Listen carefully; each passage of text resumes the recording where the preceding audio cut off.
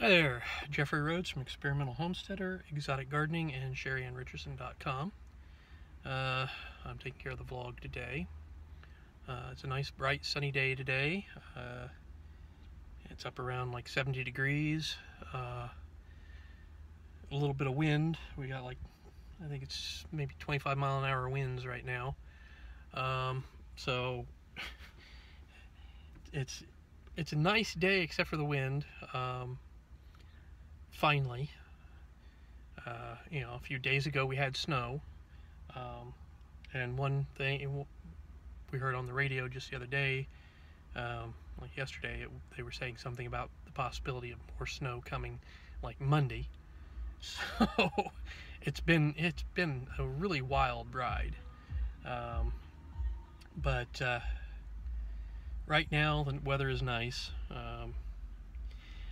I finished my forklift training today, so hopefully by like Monday or so I'll get my forklift license and be able to drive a forklift here at work.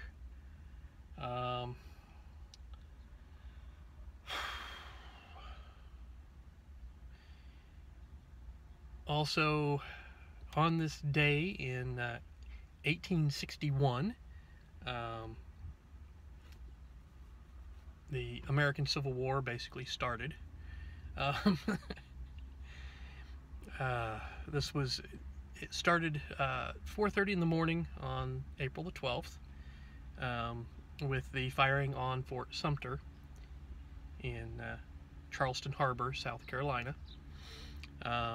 Confederate forces were under the command of Pierre Gustave Touton Beauregard. Union forces were under the command of Major Robert Anderson.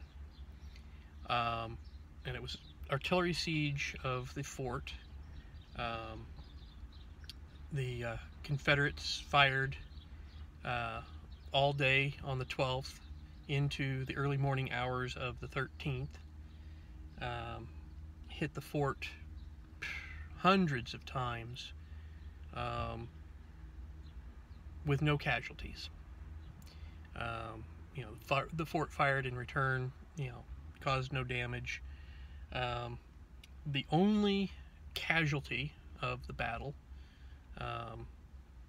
wound up after the Union forces had surrendered.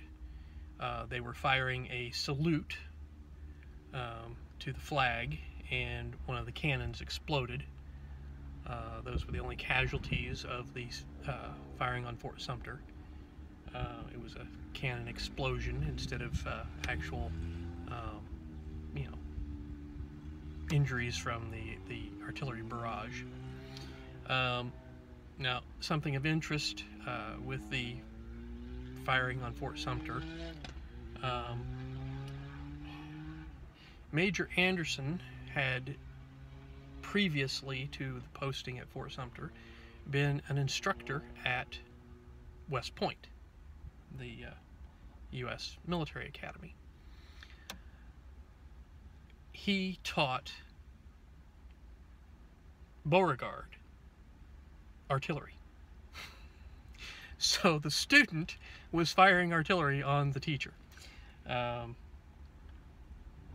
But that was, basically the start of the Civil War, the first shots that were fired.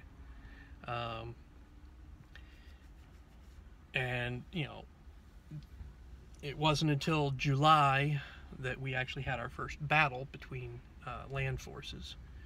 So, and that was at Bull Run, and that was where basically the shot, I've talked about before that Wilmer McLean had his home there, and the war more or less started on his front porch, and then he moved to Appomattox, and the surrender by Lee, which was occurred a few days ago, as far as date-wise, the surrender was signed in his parlor in Appomattox. So the war sort of started and ended in his, on his front porch and in his parlor. So